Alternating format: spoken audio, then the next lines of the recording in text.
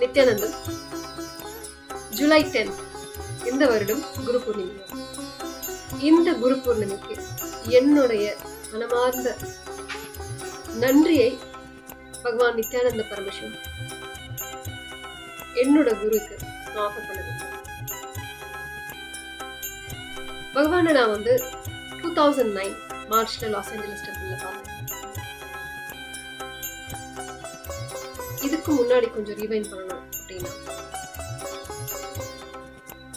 ஒரு சராசரி ஒரு மிடில் கிளாஸ் ஃபேமிலி, தமிழ்நாட்டுல பிறந்து சென்னையில வளர்ந்து,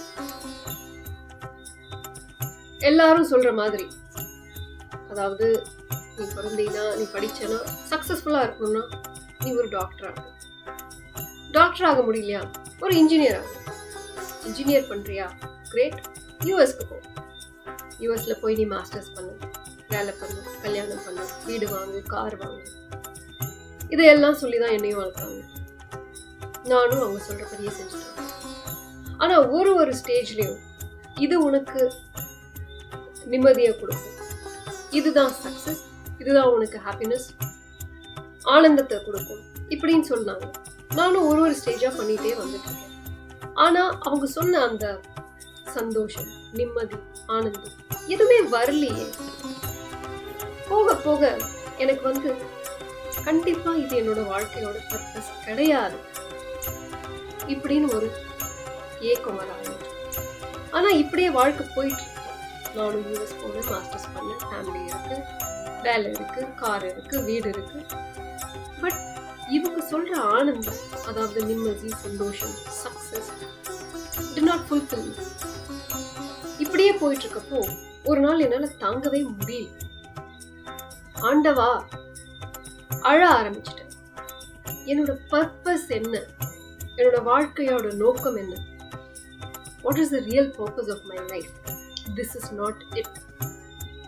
நான் பிறந்தேன், வளர்ந்தேன், கல்யாணம் பண்ணினேன், வேலைக்கு போனேன், சம்பாதிச்சேன், குழந்தை குட்டி பெற்றுட்டேன், அப்புறம் வயசாகி போச்சு, அப்புறம் செத்து போயிட்டேன். இவ்வளோதான் வாழ்க்கையா? இவ்வளோதான் வாழ்க்கைக்கு அர்த்தமா அப்படின்னு எனக்குள்ள தோண ஆரம்பிச்சு. அந்த நேரத்துல ஒரு நாள் லிட்டரலா, ஆண்டவா, முருகா, என்னோட வாழ்க்கையோட பர்பஸ் என்ன? என்னால இனியும் இந்த மாதிரி வாழ முடியாது.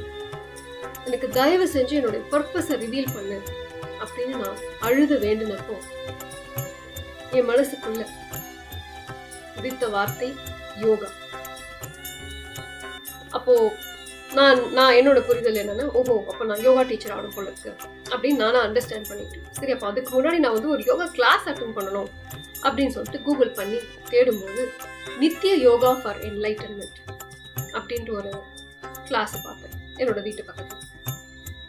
நான் இந்த நேரத்தில் யூஎஸ்ல இருக்கேன். ஸோ அந்த யோகாவை பார்த்த உடனே அந்த வார்த்தை என்லைட்டன்மெண்ட் அப்படிங்கிற வார்த்தை என்னை கேப்சர் பண்ணுச்சு. என்லைட்டன்மெண்ட்னா என்னன்னு தெரியாது, ஆனா எனக்கு இது வேணும். ஸோ அப்படின்னா அது என்ன கோர்ஸ் அப்படின்னு சொல்லிட்டு நானும் அந்த கிளாஸ் போனேன். அப்பதான் வாழ்க்கையில ஃபர்ஸ்ட் இன்ட்ரோடக்ஷன் டு சுவாமிஜியோட யோகாவை ஃபீனிக்ஸ் யூஎஸ்ல ஒரு வெஸ்டர்னர் அவங்க அதை பயின்று அதை கற்றுக்கிட்டு அதை அவங்க சொல்லி கொடுத்தாங்க. ஒரு பியூட்டிஃபுல் எக்ஸ்பீரியன்ஸ். அதுக்கப்புறம் அங்கே பகவானோட புக்ஸ், கேரண்டீட் சொல்யூஷன்ஸ் படித்து, அதுக்கப்புறமா வேரியஸ் ப்ரோக்ராம்ஸ் அட்டென்ட் பண்ணி மார்ச் 2009 சுவாமிஜியை நேரடியாக பார்க்குற சந்தர்ப்பம் லாஸ் ஏஞ்சலஸ்ல எனக்கு கிடைச்சது. 2009 இருந்து 2025 வரைக்கும் பகவான் ஒரு தாயா எனக்கு அன்பை கொட்டி வளர்க்கறதும், ஒரு தந்தையா ஸ்ட்ரிக்டா இருக்கிறதும், ஒரு தெய்வமா எந்த வரத்தை கேட்டாலும் கொடுக்கறதும், இல்லை என் உயிரையே காப்பாற்றணும் அப்படிங்கிற நிலைமையில காப்பாத்தியும், எந்த ஒரு பிரச்சனைக்கு சொல்யூஷனும் அட்வைஸ் பண்ணி ஹீல் பண்ணி பகவான் எல்லாமே பண்ணியிருக்காங்க. ஆனா இதையெல்லாம் தாண்டி ஒரு விஷயம், பகவான் எனக்காக செய்த தியாகம், சாக்ரிஃபைஸ்.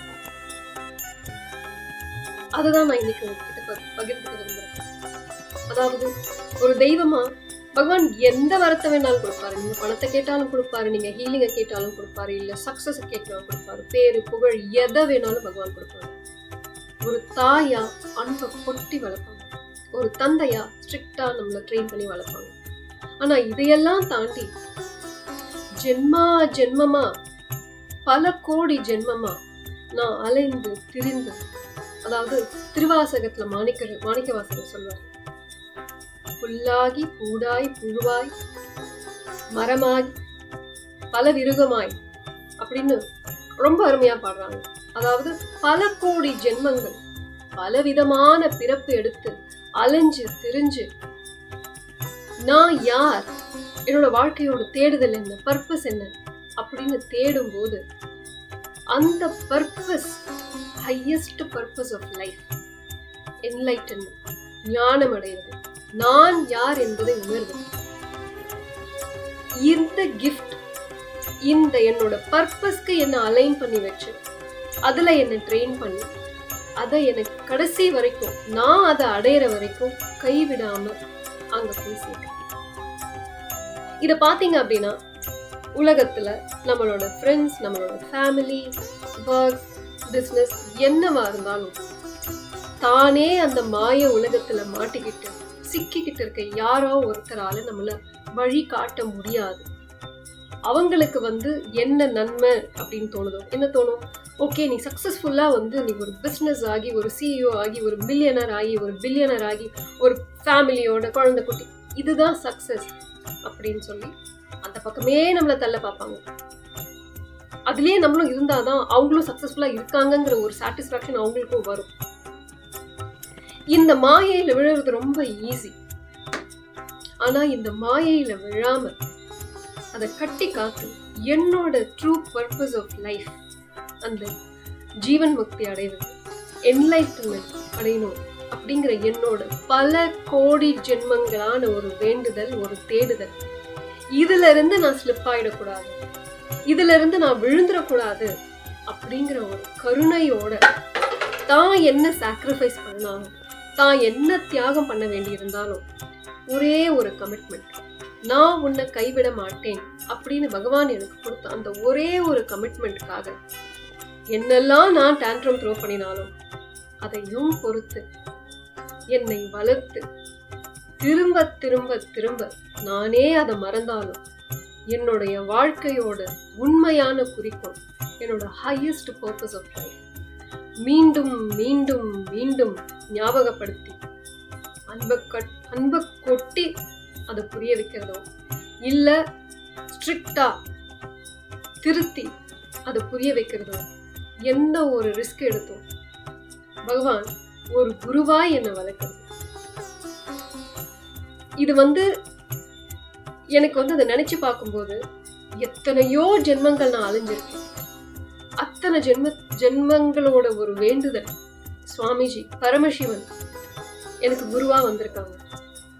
நான் என்ன டான்ட்ரம் த்ரோ பண்ணினாலும், நானே மறந்தாலும் அவர் மறக்காம என்ன அந்த வழியில பத்திரமா கொண்டு போய் கடைசியில சேர்க்கிற வரைக்கும் நான் விட மாட்டேன் அப்படின்னு பகவானோட கமிட்மெண்ட். இந்த ஒரு கமிட்மெண்ட்காக என்ன வேணாலும் தியாகம் பண்றது, எவ்வளோ ஒரு எக்ஸ்ட்ரீமுக்கு போகணும், அவ்வளோ ஒரு சாக்ரிஃபைஸ் பண்ணணும். பகவானோட தியாகத்தை நான் புரிஞ்சிக்கலனாலும் அதையும் பொருட்படுத்தாம தான் எனக்கு கொடுத்த அந்த ஒரு கமிட்மெண்ட்காக பகவானோட sacrifices what ever it is, என்ன ஒரு எக்ஸ்ட்ரீமுக்கு போனாலும் பகவான் இதுக்கு எனக்கு இன்னும் எத்தனை ஜென்மம், எத்தனை கோடி ஜென்மம் எடுத்தாலும் அதுக்கான நன்றி என்னால செலுத்த முடியும். இந்த குரு பூர்ணிமைக்கு I want to offer my gratitude to Swamiji for being there, not only as my mother, not only as my father, not only as my God, but as my guru, and keeping that commitment even when I forget. Thank you so much.